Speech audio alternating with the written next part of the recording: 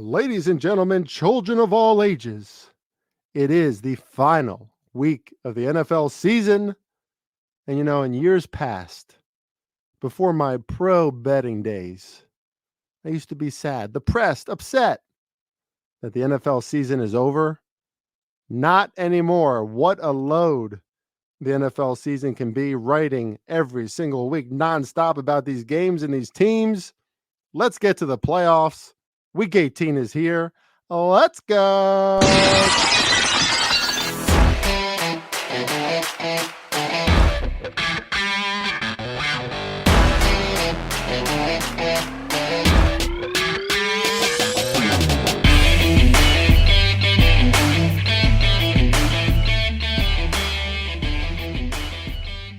All right, everybody, it's Farley Bets. That's at Farley Bets on Twitter and Instagram, but Instagram is just the repeat of Twitter pretty much.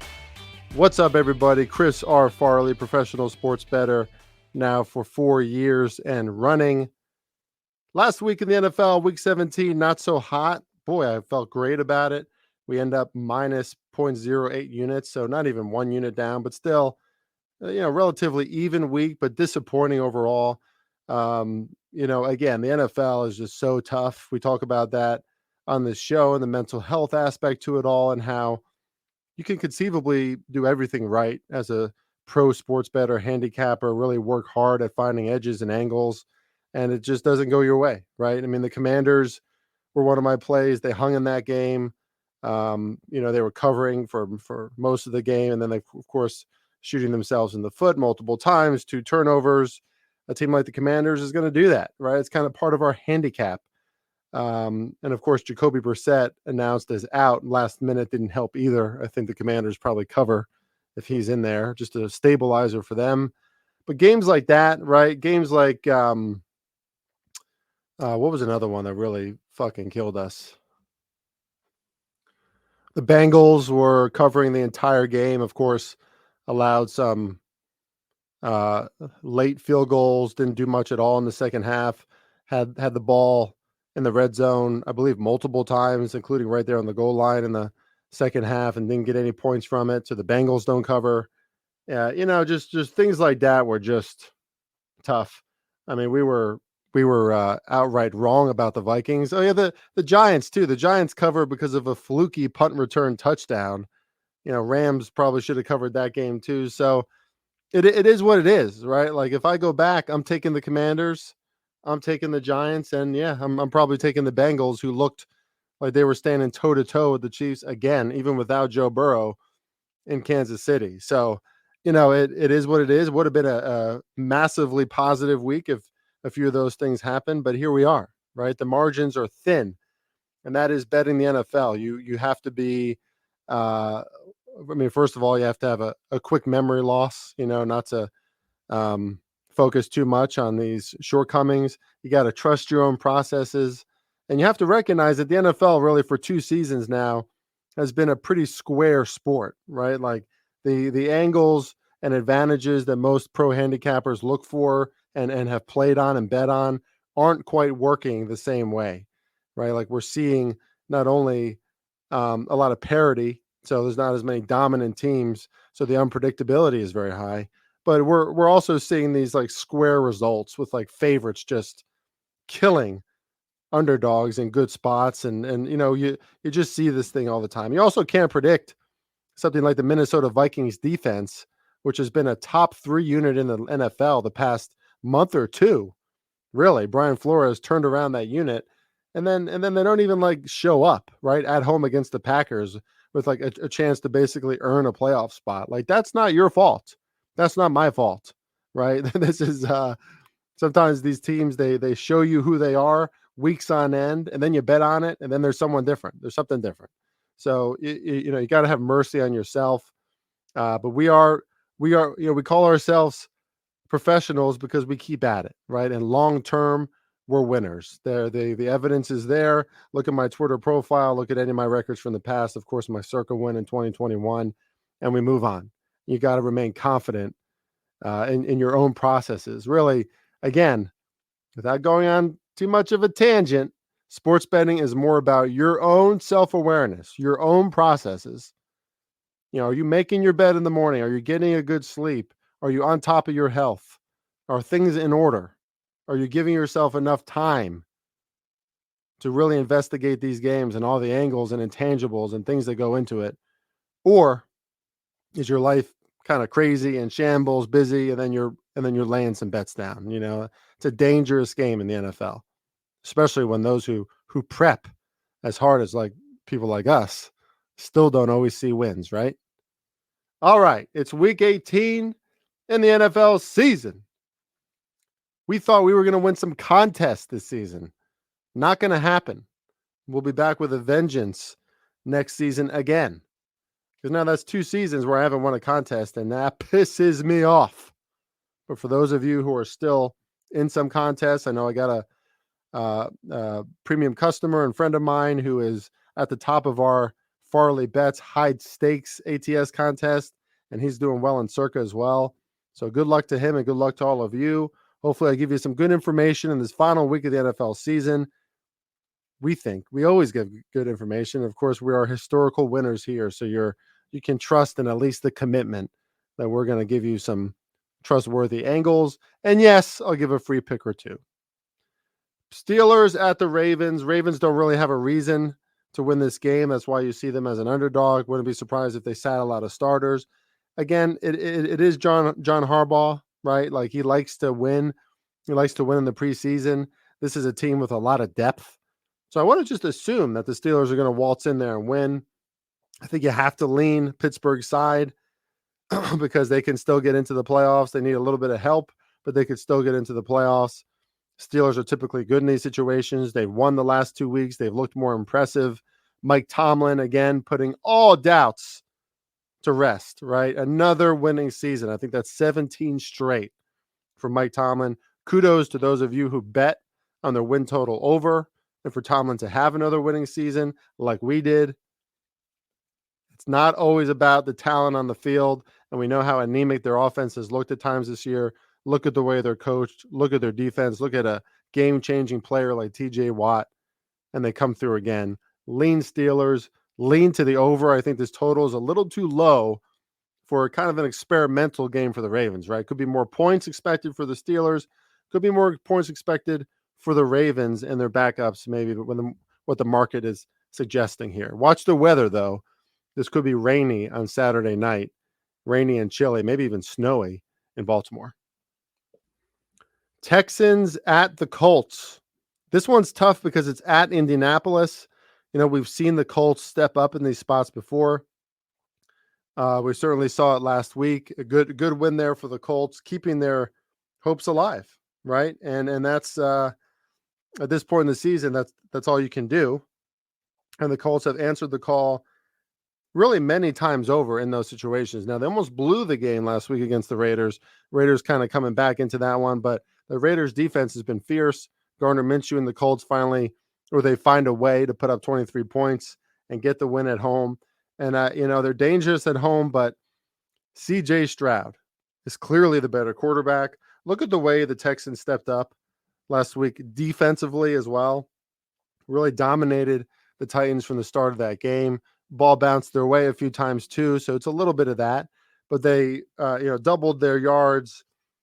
CJ Stroud looked good, but I expect him to look even better. Like he was fine, 24 for 32, 6.7 yards per pass, a touchdown, 213 yards. He was fine. But the thing I like about the Texans is that their run game and their defense has been backing up whoever is playing at quarterback. If it hasn't gone as well, of course, that hasn't been CJ Stroud the past few weeks, coming off of an injury. And now he's back, second game back in a dome. The wide receiving core, a little beat up now. Noah Brown, I think, is going to be out of this one too. We'll have to check on that. But I don't care. CJ Stroud, better quarterback. I would lean his direction in that game. Bucks and Panthers. I don't know what the hell that was from the Bucks last week. They couldn't score a point until the fourth quarter. And then really still almost came back on the Saints. Like that tells you a lot about the Saints, not a team that I would trust. And we'll talk more about that game later, Saints and Falcons. But, You got to lean Tampa, right? Even at -5. I know it's a divisional game, but Bryce Young kind of regressing back to who he really is last week. Now we've seen the Panthers step up in some big spots. They played really well against CJ Stroud and the Texans earlier this season. It was like Bryce versus CJ, and Bryce played one of his better games. Last week they shit the bed, but the week before that, the Panthers play one of their best games of the season too. So maybe it's an every other week thing at this point. I want to put a huge bet on the Bucks at -5, but they are a veteran team. They have many members of their team that have been in situations like this before. Baker Mayfield has proven that he's going to fight. He has the mentality of the whole team in his hands. And I think it's not like I used to hate on Baker Mayfield a lot, but that's because he was put on every other commercial and he was being called like an elite quarterback. He's not. But we see that he's a pretty good quarterback and he can elevate a team with talent. And the Bucks have talent on both sides of the ball. They have a better run game these days. Certainly more motivation, obviously, in the spot too. The Panthers would love to spoil their fun. I just don't know if Bryce Young and that offense is going to be able to hold up. Tampa Bay now pissed off that bad performance against the Saints last week. Lean Bucks. Vikings and Lions is tough to know what to do. Vikings still have an outside shot at the playoffs. They need a lot of things to happen. Of course, they also need to beat the Lions. Lions still have some motivation. They could still get the number 2 seed here. Kind of fat chance with the Cowboys facing Washington, but still in the running, for that, right? And they're at home, and Dan Campbell's a proud guy, but I don't know. Like they're not going to get a first round bye. So I think this could be a sneaky game where the Vikings end up winning. They give it their all after a truly poor performance from them on Sunday Night Football. That was probably my worst bet of the week was, trusting a new quarterback in Jaren Hall, and really, I guess, trusting that defense, which really just didn't show up. 470 yards for the Packers at Minnesota. Jordan Love threw all over them. 256 yards for 7.8 yards per pass, 3 touchdowns. Just played like a damn near perfect game. He didn't get sacked the whole game, which is crazy. They ran for 177 yards in the Vikings. Brian Flores and his Vikings defense is a serious group. Like we've seen how amped up Flores can get and how motivated he can get his teams. I expect them to be better. Sneaky little spot for the Vikings. I would lean their side at +3. Jaguars and Titans. Of course, Jags win, and they are the AFC South champs. I guess I should have said that about the Texans and Colts before. Like Texans and Colts, if they win, they need Jacksonville to lose. And Jacksonville at Tennessee is not a comfortable spot. Like, I don't care if Trevor Lawrence is coming back or not. This is what Mike Vrabel does. I took Tennessee +3.5. I was comfortable with it.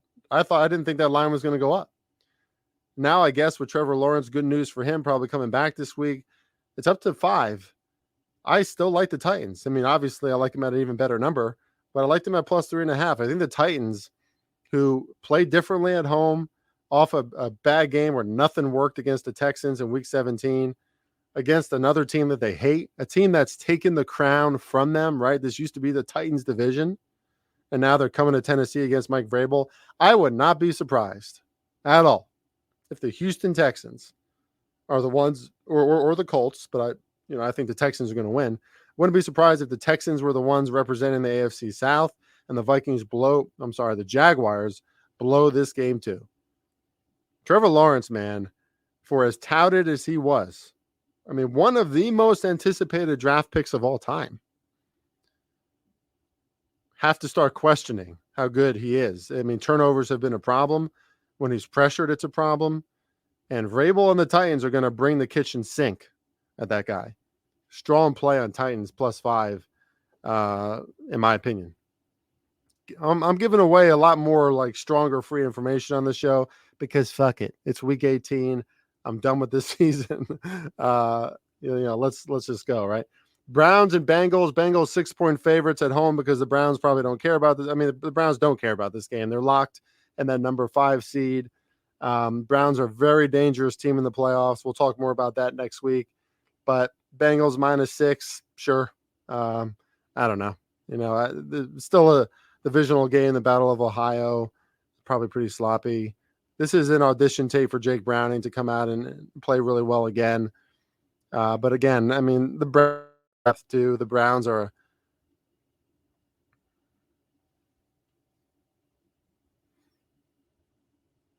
But again, the Browns have a lot of depth too. The Browns are just a talented team across their roster. Could certainly keep this one close. I'm going to lean Bengals and leave it at that. That's probably a good game to go under, right? Just Ohio, windy, cold. One team that doesn't care, the other team that's like,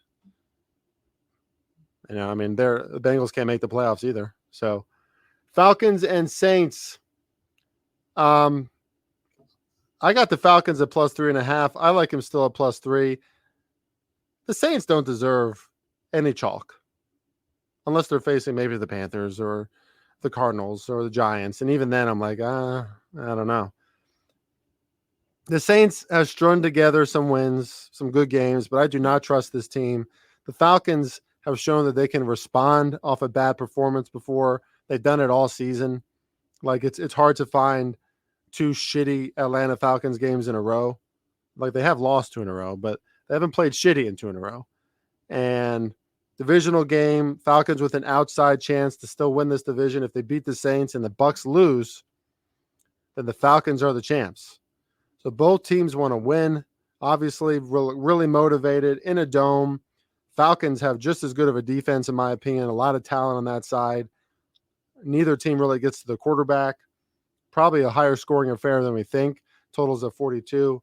But again, the battle for the playoffs here, Derek Carr and that operation has been shaky all season. I'm not going to just automatically start trusting them now. Lean Falcons, strong lean, even at +3. Jets and Patriots, I don't think you can think about this one, guys. This is very, very likely Bill Belichick's last game as the New England Patriots coach. You got to just take the Patriots. All right? I'm not saying to put your mortgage on it, but you got to take the Patriots. Like, I'm going to have to write up a 3-paragraph fucking article on this game this week, and really it comes down to one sentence. This is Bill Belichick's last game as a coach. I do not see him losing to the New York Jets, who really, let's face it, don't muster any confidence or reason for us to believe in them anyway. I think you just got to take the Pats. Giants and Eagles. Giants are just +5. Of course, the Eagles are locked into probably with their 5th seed right now. I don't know if they're locked. I guess the Cowboys, if they lose, the Eagles could still win the division. Whatever. I'm done with the Eagles at this point. I've been done with them. I've been betting against them, and it's been working. Finally, 2 seasons in running, we're seeing that this team is very suspect. Can't stop anyone on defense. Giants very frisky at +5 here because I don't know how much Philly cares about this win. Philly now doesn't get a bye as well. Like they were probably expecting all year. Certainly at the start of December, 10-1, and now they're what? They're like 11-5 or something. So, yeah, I mean, Giants +5 are live dogs in this one, if you ask me. Cowboys at Commanders. I am not taking the Commanders at -13. I don't care if it's Sam Howell. I would prefer if it's Jacoby Brissett. But this is an age-old rivalry in the NFC East. The Commanders would love nothing more than to beat the Cowboys in their final game. It's also probably Ron Rivera's swan song, his final game as a coach at Washington. I think this game is going to be much closer than a 13-point margin. And oh, by the way, we've seen how those Cowboys can underperform, play down to their competition on the road. They've been doing it all year, except for week 1 at the Giants. Of course, my Giants get stomped. But the Cowboys have been doing it all season. Not as good on the road. I think you'd have to be crazy to take the Cowboys at -13 here. Bears and Packers. Bears are playing, again, some of their best football to end the season, but we're seeing some really good things from their defense. That is making life challenging for every quarterback, every run game that comes to Chicago, looking like Chicago Bears teams of the past. If I'm the Bears, I'm keeping Justin Fields too. The growth is obvious. He's only 25 years old. Like, let the kid learn and develop. He has plenty of talent. There was one play where he got away from a sack last week, and I could not believe it. I mean, I don't know how he did it. He got hit like 3 times, turned around, still got out of it. The kid has talent. But the Packers now are in a great position to get into the playoffs. They're -3 at home for a reason. I just think the Bears are very frisky in this spot. Packers played well. Jordan Love has played well. He has a better season than Aaron Rodgers did in his first year as a starter. The Packers have a quarterback again. Is he Aaron Rodgers level? Probably not, but he's good. He's good enough. This number should be a 3. I get it, but Bears are going to be tough for me to not to look for an angle to bet on them in some way because they played really well. Rams at the 49ers, another age-old rivalry. Of course, the 49ers, not much interest maybe in this one because they wrapped up the number 1 seed. Christian McCaffrey might sit in this one. We've heard that before. Like we've already heard that he might sit out. But the 49ers love to beat the Rams. Sean McVay just cannot beat Shanahan. Look back at their historical records. It usually goes Shanahan's way. But the Rams, they want a nice performance before the playoffs too. Or do they? Because they're locked into where they are, I believe, the 6th seed in the NFC. So what do they care? A lot up in the air in this game. I think you just leave it alone. Chiefs at the Chargers. We're hearing that Mahomes and Kelsey might not play. Can't pick a side if that's true. Chiefs really shouldn't care about this game. They are locked into the number 3 spot as well. Mahomes, I'm sure, seems like he's always limping the way that he walks, could use the rest. The Chiefs and their offense could use the practice to get better and better before the playoffs because they're going to have a very challenging first game, right? Like they're going to face they're probably going to face the Bills. That is, of course, if the Bills. Well, no, I guess they wouldn't face the Bills. It doesn't matter. Okay, the point is the Chiefs are not going to have an easy out this year. They're going to be on the road more often.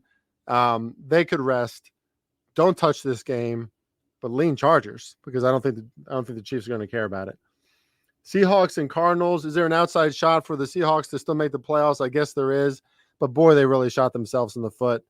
You can't lose to a team like Pittsburgh at home outright in week 17 and still expect to make the playoffs. I kind of like what's happening for Arizona right now.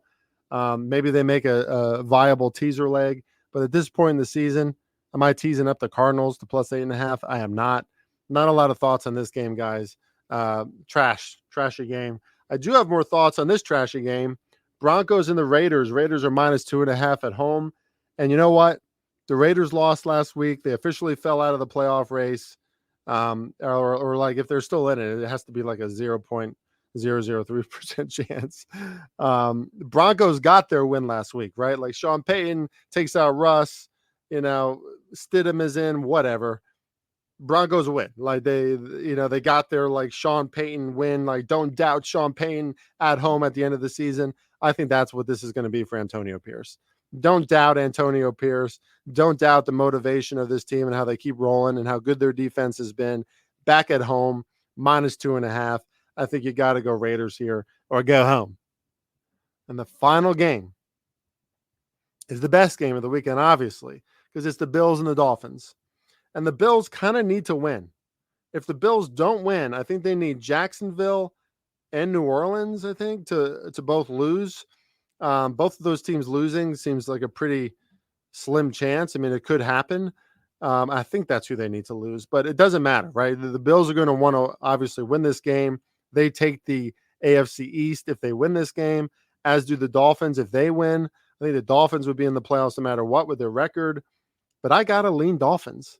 Listen, I love the Bills. I have a future on the Bills in the Super Bowl that would pay out handsomely, but at Miami, after what Miami just did last weekend, getting their asses beat at Baltimore, and you're giving me 3 points on Miami, I want the Bills to win, but I have to take +3 on Miami. Maybe you hedge it. Maybe you take Bills money line +3 in Miami. Maybe that's what we'll do. I would also go over 50 in this one. I know playoff contention. You think it's going to be very physical, tough game between these two teams. But even in the wild card playoffs last year, Bills Dolphins, that went way over, like 65 points or so. 4 out of the last 5 games between these two teams have gone way over this total.